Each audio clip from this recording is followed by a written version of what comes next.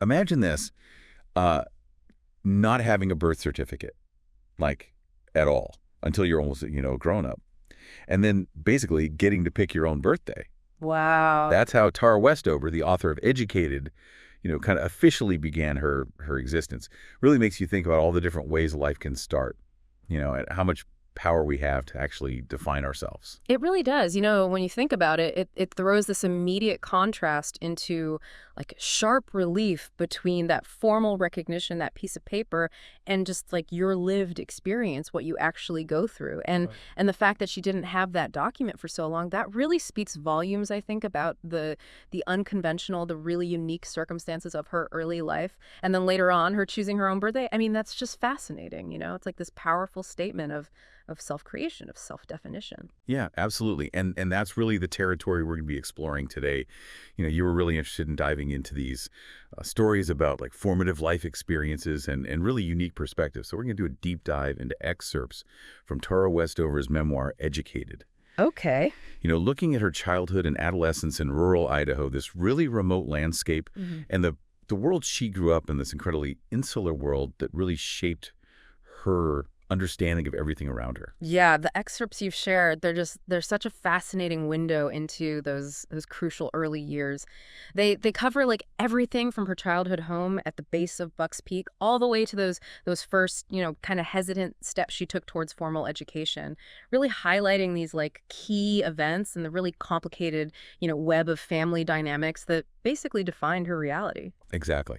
And we're not going to try to get bogged down in every single detail, but we're going to try to extract, the real core essence of Westover's early experiences from these excerpts, pinpoint those key moments, and try to grasp, the lens through which she perceived everything around her. It's like a cheat sheet, to understanding these really fundamental aspects of her early life. And I think you're going to find some really surprising insights along the way. Okay, sounds good.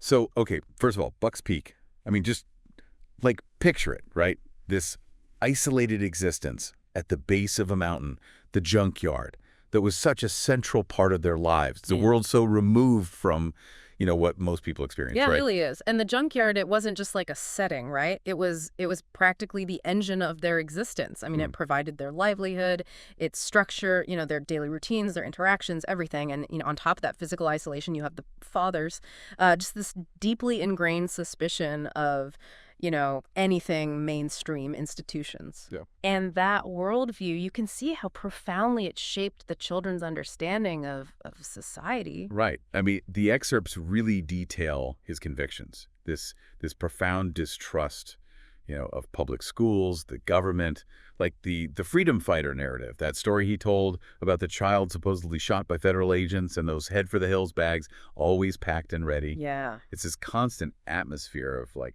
fear and preparedness that he cultivated, within the family.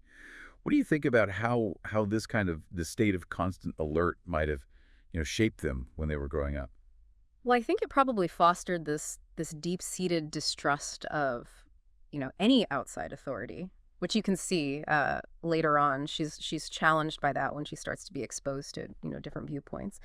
But it's interesting because it really highlights how these early narratives, how these stories, they really shape your fundamental understanding of the world around you. And it wasn't just like a philosophy for them, right? Right. This was their lived reality. It dictated their choices. You Yeah. know, it limited their interactions. It was everything. Totally. And then, we have this really interesting contrast, this other figure, Grandma down the hill. And she has like completely different views, on education, on the junkyard. Mm-hmm. It's this immediate sense that there's like another perspective out there, like a connection to a more conventional world that's like right there, but at the same time feels so far away in terms of values and beliefs. Absolutely. Grandma, she represents this potential bridge to like a more integrated, society, and her concern about the kids not having formal education. It just really underscores how different her values are from, the father's deeply held convictions about, self-reliance and the dangers he saw in outside influences. Right.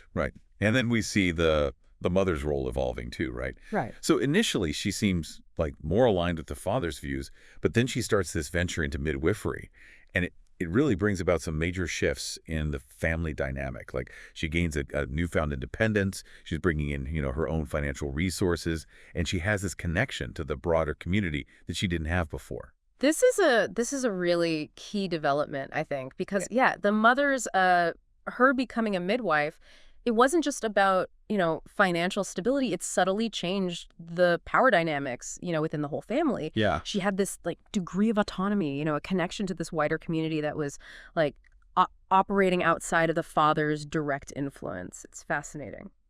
Yeah. And yet, despite that, this growing sense of autonomy for the mother, there were still these really fundamental aspects of their lives that were just completely outside the norm, Yeah. Like Tara and her siblings not having birth certificates, I mean. Right. Do you imagine that today? Kids just not having birth certificates. It's pretty mind-boggling, yeah. And then the process of her finally getting one, Tara's birth certificate, Yeah. with the affidavit from grandma. Mhm. And even then, there's this discrepancy about the exact date. Mm. It really highlights how important that piece of paper is, that proof of personhood, like she called it. Yeah, it's really powerful, for someone who had lived for so long without that basic document, to finally receive it. It's like this tangible link to the wider structure of society, this formal recognition that she just hadn't had before. What do you think about the father's interpretations of like the world, and how he communicated all that to the children? Well, his take on religious text, Mm-hmm. like, that Isaiah passage about butter and honey and how he used it to kind of illustrate his own like unique worldview. It just shows how much his personal beliefs really shaped the family's understanding of everything, right and wrong, even down to like what they ate. Exactly. It wasn't just like he was, quoting scripture. He was really actively interpreting it through his own lens, his own very specific lens, and often in ways that were, pretty unconventional. And this kind of personalized theology, it's actually, it's pretty common in some interpretations that emphasize self-sufficiency and divine provision, but it definitely contributed to their very distinct and, kind of isolated belief system and really justified in their minds, their separation from mainstream society. Yeah, totally. And the constant fear of the feds. Yeah. That story about the Weaver family siege. I mean, it clearly had a huge impact on Tara growing up, creating this underlying sense of anxiety. Like the world outside was always this dangerous, threatening place. Yeah, the Weaver incident, it was like this really potent cautionary tale that he kept coming back to, and it just solidified his whole narrative of government overreach, the need for vigilance, self-reliance, and then you layer on top of that the fact that they had almost no mainstream media influence, no TV, no radio. There was nothing to offer alternative perspectives to challenge his narrative. It's like they were living in this completely self-contained bubble, Mm-hmm. Relying almost entirely on his interpretations, his stories. So when Tara starts to have these first encounters with the outside world, these seemingly small things become huge, like the cream versus white milk thing, right? Just the realization that like things have different names, different connotations in the wider world, and it must have been so disorienting. It's such a perfect example of like how sheltered her upbringing really was. Something as basic as milk, having Yeah. different names, different meanings. It really highlights how limited her experience had been and all these assumptions she had made without even realizing it based on her isolated reality. Yeah, yeah. And then her brief time in dance class and how that clashed with her father's religious beliefs about modesty, and then the whole Christmas recital incident. It really shows like the rigid boundaries of their world and how any step outside those lines, even a small step, Yeah. had like immediate and personal consequences. That incident is really powerful because it brings to the forefront that inherent tension, right, between her natural curiosity, her growing interest in the world beyond Buck's Peak, and the really unyielding constraints imposed by her father's ideology. Yeah. And it's like this microcosm of the bigger conflicts that she's going to face later on as she tries to, expand her horizons and experience more. But then there's this other interesting thing, right? Her involvement in the play at the Worm Creek Opera House. Oh. It seems like a real turning point, those interactions with people outside the family. It gave her this glimpse of a different kind of community, a different way of relating to people. Totally. The opera house was this space, this unexpected space where she could interact with people who had different values, different ways of, being, of interacting.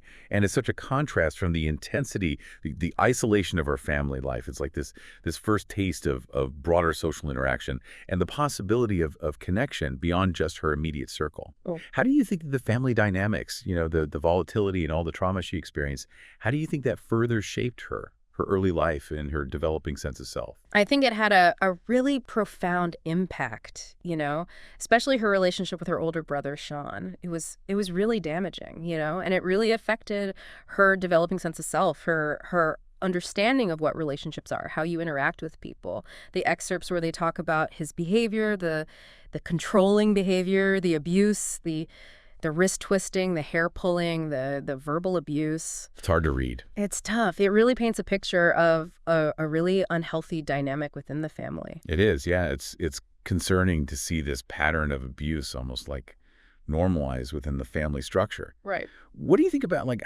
how that might have affected her later on? Experiencing that kind of volatility and control within her own family, how might that have shaped her interactions with other people? Her ability to trust people outside of that environment. Well, I think experiencing that kind of behavior, especially in those really formative years, it probably instilled, this really complex mix of fear, self-doubt, maybe even a kind of skewed perception of what's normal interaction, Yeah. It could have made it really difficult for her to set healthy boundaries with people, to trust people outside the family, until she had a chance to really process those experiences and develop a new understanding of what a healthy relationship actually looks like. Right. And then there's the car accident. Right. Yeah. And how the family immediately decided not to go to the hospital to rely on her mother's herbal remedies instead. Yeah. It just reinforces that deep-seated distrust of mainstream medicine Right. and their belief in self-sufficiency, even when it comes to healthcare, Yeah. even if it might not be the safest or most effective approach. Their refusal to seek professional medical help, even after a serious accident, it just really shows the strength of their convictions and their resistance to anything outside their own, circle, even when it came to health and safety. Yeah. It really highlights how pervasive those beliefs were, how they influenced everything in their lives. Yeah. And then the incident with Luke's burn, that was really, really unsettling. Oh, yeah. The different accounts of who actually put out the fire, it really makes you think about how unreliable memory can be, especially within a family, and how subjective their shared narratives are. It makes you wonder if there was selective memory going on, or if events were unintentionally reshaped over time within the family. It's really striking, that inconsistency about such a traumatic event. It suggests that maybe within the family there was a tendency to reinterpret things, or even unconsciously rewrite events, maybe to fit certain beliefs or to protect certain people, or just because, human memory is fallible, especially under stress. Absolutely. And then Tyler leaving for college, that seems like another really pivotal moment for Tara. They had this shared interest in music, and it became this subtle but important form of communication between them, this hint of a different kind of connection and maybe a pathway out of Buck's Peak. Could you talk a little bit more about that shared interest, its significance? Yeah, their shared love of music, I think it provided this really crucial bond, even if it wasn't spoken about a lot. It was a space where they could share emotions, understanding that went beyond, their often really difficult verbal communication within the family. Yeah. And it hinted at these intellectual and creative possibilities that existed outside of, their immediate environment. And I think it probably planted a seed in Tara's mind, showed her that a different life was actually attainable. So then when we start to see these seeds of education starting to sprout, despite, all the challenges, the homeschooling was inconsistent, and then the father's stance against formal education just became harder and harder. Right. His perspective on formal education really shifted to this firm opposition. He saw it as a form of brainwashing by a corrupt outside world. And that created this huge obstacle for any of the kids who were, curious, who had aspirations for learning. But Tyler's encouragement of Tara's intellectual curiosity, that becomes a lifeline for her. His decision to go to college, it was a real-world example that, escape was possible, a different life was possible. It gave her this glimmer of hope, a concrete path to consider. Yeah, and then Tara teaching herself for the ACT, that is just a huge leap of faith, The determination to teach herself enough to even attempt the test, and then that first experience of actually taking it, which must have been so daunting. It speaks volumes about her resilience, her hunger for something more than what Buck's Peak could offer. It really does. That act of self-directed learning, taking the ACT without any formal preparation, it's such a powerful demonstration of her agency, her willingness to challenge the limits that had been placed on her. It's this pivotal shift towards taking control of her own future. Absolutely. And then getting accepted to Brigham Young University, that must have been this incredible moment, almost unbelievable, but also probably filled with so much internal conflict, this pull between the world she knew, her upbringing, and this completely foreign academic world she was about to enter. Yeah, I mean, getting into university, it was a huge personal triumph, but it was also this deeply unsettling departure from everything she'd ever known.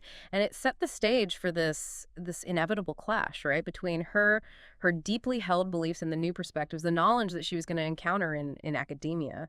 What was it like for her, when she actually got to university? What were some of those early struggles? Well, almost immediately, she felt like she didn't belong. That professor who said, "You don't belong here." Even though it turned out to be a misunderstanding about the class level, it must have resonated so deeply with her insecurities about being prepared, about her place there. Yeah, that first interaction, even though it was a logistical error, it probably really magnified those feelings she already had, feeling like an outsider, unprepared for the academic rigor and the social dynamics of university life. It probably just fueled her doubts about whether she deserved to be there. Yeah, and her naivete about like basic academic expectations, like, Yeah. not realizing she was supposed to read the textbook, it really shows how different her education had been, the huge learning curve she was Right. facing. It's a stark reminder and kind of heartbreaking in a way of the difference between, the knowledge she had acquired herself and the basic academic understanding that her peers had. Right. This lack of basic academic socialization created these huge hurdles for her to overcome. Absolutely. But then she starts to learn about all these new ideas, historical events like the Holocaust, World War II, and the realization that she'd been so ignorant about these major global events, it must have been just earth-shattering. It forced her to confront the limitations, the biases of her father's worldview. Totally. These encounters with these huge historical realities that had been completely left out of her upbringing, it must have been so disorienting. It's like she had to rebuild her understanding of the world from scratch, and she had to, critically examine the narrative she'd always accepted as absolute truth. Right. And of course, this leads to her questioning her family's beliefs, her understanding of the world is changing through her studies, and it creates this growing chasm between her experiences at university and her family's life back on Buck's Peak. Right, because she's constantly exposed to these diverse perspectives, evidence-based knowledge, critical thinking, and it inevitably led her to reevaluate everything she had been raised with, the beliefs, the values. And the world she was learning about in her studies, it was just becoming more and more different from the isolated and often, fear-driven world she had always known. How do you think those big shifts in her perspective start to show up in her interactions with her family? Well, she starts to have these conversations with Charles, a fellow student, about her upbringing, her parents' views, which were, kind of unconventional, and talking about those really personal experiences with someone outside the family. It probably gave her a new perspective on her own life, maybe even a sense of validation. Yeah, those conversations must have been so crucial for her to process everything, to start seeing her experiences through a different lens, maybe a more objective lens. And it probably validated those feelings she was having, that her upbringing was really different from what most people experience. Yeah. But this growing difference in perspective, it also led to a lot of conflict, right, with Sean, with her parents, about her choices, about what they saw as her immodesty, the makeup, her relationships with people like Charles. It shows how resistant they were to her changing, to her engaging with the world outside their own. Yeah, their reactions show how deeply ingrained those cultural and religious beliefs were and how they, really controlled their expectations of her behavior, her appearance, her attempts to, express herself, to have normal social interactions. It was seen as this huge betrayal of their values. Right. And then the physical fight with Sean and Tyler intervening, that's such an intense moment. It shows the potential for violence within the family, but also this unexpected support from Tyler, who seemed to understand her struggles in a way that the others didn't. Yeah, Tyler stepping in is a major turning point, I think. Yeah. It shows that he was becoming aware of Sean's behavior, and he was concerned enough to protect Tara, even if it meant confronting his own brother. It hints at a possible shift in the family dynamics. Yeah. And then Tara admitting to Tyler that she was still afraid of becoming a worldly woman and his promise to help her. It's such a powerful moment. It shows that internal struggle she was going through, wanting an education, a broader life, but also this deep fear of alienating her family, of violating their beliefs about the dangers of the outside world. It really does. It shows that really profound conflict she was wrestling with, Yeah. just this burning desire for knowledge, for a more expansive life, and that weight of fear, the fear of cutting ties with her family, of transgressing their beliefs, and then Tyler saying he'll help. It's this small but really important glimmer of hope and understanding during a really tough time for her. So, despite all these challenges, she's determined to stay in school. How does she navigate leaving Bucks Peak behind in a more permanent way? Well, her determination to stay in school, even with the financial difficulties, is really inspiring. She worked multiple jobs, showing such incredible resilience and grit just to keep going. It shows how much she valued her education, the potential she saw in it. It's extraordinary, that resilience, her willingness to work so hard to financially support her education. Yeah. It really underscores her commitment to creating a different future for herself. It's a testament to how education was transforming her sense of self, her aspirations. Absolutely. And then the grant application process, right? Yeah. Her initial resistance to even applying it seems like asking for help went against everything she had been taught about self-reliance, Yeah. about the dangers of accepting outside assistance. Right. That reluctance to apply for the grant, it probably came directly from, those values that were so deeply ingrained in her. Self-sufficiency, distrust of any kind of outside help. Yeah. It represents this big internal struggle, It challenged her most deeply held beliefs about independence. Right. Right. And then the tension with her father about her education and how he saw it as her betraying their homeschooling principles. Right. It really highlights that growing ideological divide between them. Yeah, and as she continued on her educational path, that gap between her evolving worldview and her father's beliefs, it just kept widening. And, he saw her education as this betrayal of their core values, their self-sufficient way of life, and that created so much friction, so much distance between them. Yeah. And then we come back to the Weaver incident. Right. Tara learns the truth about the siege, a much more complex and disturbing truth, and she confronts her father about his fear-mongering stories. Wow. That must have been such a pivotal moment in their relationship and probably really devastating. Uncovering the reality of the Weaver incident and then actually challenging her father's narrative, it's a huge turning point for Tara. It's a real step towards intellectual and emotional emancipation. She's moving away from passively accepting his version of reality, and she's actively seeking truth based on evidence and her own critical thinking. So what were the reactions, from the family? What were their immediate and longer-term reactions to her growing independence or changing worldview? Well, her father, he kept trying to control her beliefs, accusing her of being uppity, prideful. And it really shows his resistance to her changing, his need to maintain control over her life, her choices. Absolutely. Calling her uppity, it reveals his discomfort, his insecurity when faced with her autonomy, her willingness to question him. Yeah. It's a way of trying to diminish her, to reassert that power imbalance in the relationship. Right. And then the emotional toll, and sometimes even physical, that she experienced when she went back home, the growing gap between her and her family, is really heartbreaking to see how her pursuit of knowledge, of self-improvement, created such a deep rift in her closest relationships. It's really tough to see that increasing difficulty of going home, the emotional cost. Yeah. It shows how profoundly she was changing and how incompatible her life at university with its critical thinking and open inquiry was becoming with her family's life on Bucks Peak. Right, right. But even with all this conflict with her family, she finds these really important support systems at school, these mentors. Yeah. Professor Steinberg and Dr. Carey, they were so important for her growth, academically and personally. They encouraged her to trust her own intellect, to embrace her identity. Yeah, those mentors, they were crucial figures in her journey. They validated her intellectual abilities, and they kept encouraging her to trust her own perspective, her critical thinking skills. And, they offered this really important contrasting voice to all the doubt and criticism she was probably internalizing from her family. Right. They helped her build self-worth, intellectual confidence. Absolutely. And then, as these excerpts end, we see these major turning points, confrontations, like Uh, her refusal to participate in that priesthood blessing, the one that was supposed to, reconvert her. It was such a powerful act of defiance, as a statement of her own autonomy. It was huge. That refusal, it's a really important step in her claiming her own agency, you know? It's her resisting her father's attempts to control her beliefs, to dictate her spiritual path. It's a really clear sign that she's committed to her own journey, intellectually, spiritually, regardless of what her family expects. Yeah, yeah.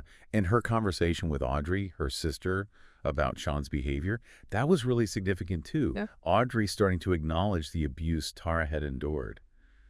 It was a small crack in the wall of denial, this tiny glimmer of hope that maybe some of those really damaging family dynamics could start to change. That acknowledgement from Audrey, even though it was late and maybe still hesitant, it was a potential shift in the family's narrative about Sean. And for Tara, it was so validating. You know, it maybe opened the door for more conversations, for healing, even though those conversations would be difficult. Right. But despite that, the family is still so fractured. Yeah. Their perspectives are completely polarized. Sean's in denial and manipulating everyone. And their mother's accounts of the past keep shifting, contradicting each other. Yeah. Makes it so hard for Tara to reconcile her own memories with the family's version of things. It's really sad, those conflicting accounts, the completely opposed viewpoints. Yeah. It just shows how complex and dysfunctional their family dynamics were, Yeah. and how difficult it is to reconcile those really different experiences and interpretations of the past. Right. But despite all of this, she keeps going. Hmm. She achieves her educational goals, her PhD defense, Yeah. the recognition of her accomplishments. It must have been such a profound feeling, but also bittersweet, thinking about the life she left behind. Yeah, getting her PhD, it's the culmination of this incredible and difficult journey. It's this validation of her intellectual ability, her commitment to learning. Yeah. But it's also intertwined with loss, with this recognition of how far she's come from her origins, both physically and emotionally.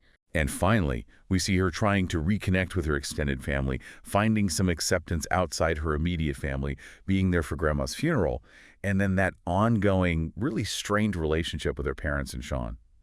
It's a reminder of how complex family ties are and how hard it is to truly reconcile when beliefs and realities clash so fundamentally. It really is. Her trying to connect with her extended family, it shows that human need for belonging, for validation, especially outside of, her immediate family, which was so tumultuous, Yeah. and the strained relationships with her parents, with Sean, it's a reminder of how much her upbringing shaped her and how hard it is to bridge that divide created by her education, her changing worldview. Right. And those footnotes in her dissertation where she acknowledges the different memories of key events like Luke's burn, Sean's fall. Oh, yeah. It really emphasizes how subjective family history is, how hard it is to create one agreed-upon narrative. It's a powerful reminder that even within a family, memories, interpretations of the same event can be so different. Exactly. And her final reflections on her journey, on tenderness, on self-discovery, it leaves you with this feeling that she's still on this journey, that understanding herself and her past is an ongoing process. It's beautiful, Yeah. Her reflections really emphasize that self-discovery is continuous and how important it is to be compassionate, both towards yourself and others, even within those difficult family relationships. Understanding and healing, they're not destinations, they're processes. So as we wrap up this deep dive into Educated, what are the key takeaways for you, our listener? Westover's story, through these early experiences, it really shows the lasting influence of how we're raised, the challenges of breaking free from ingrained beliefs and norms, and the power of education to completely reshape how we see the world, how we see ourselves. You've gotten a glimpse into this incredible journey of self-discovery and the courage it takes to redefine your own reality. And with that in mind, Mhm. I want you to think about how memory works within families, how unreliable it can be, as we saw with those different accounts of the same events. What does that tell us about the stories we tell ourselves, the stories we tell each other? Is something to really think about. It really is. And if you're intrigued by Tara Westover's story, by her resilience, her pursuit of knowledge, I encourage you to read the full memoir, Educated. Yeah. It's a really powerful and insightful read. And as you read it, think about what parts of her story resonate with you, Yeah. What makes you reflect on your own experiences, your beliefs, the stories that have shaped your life. That's what this is all about.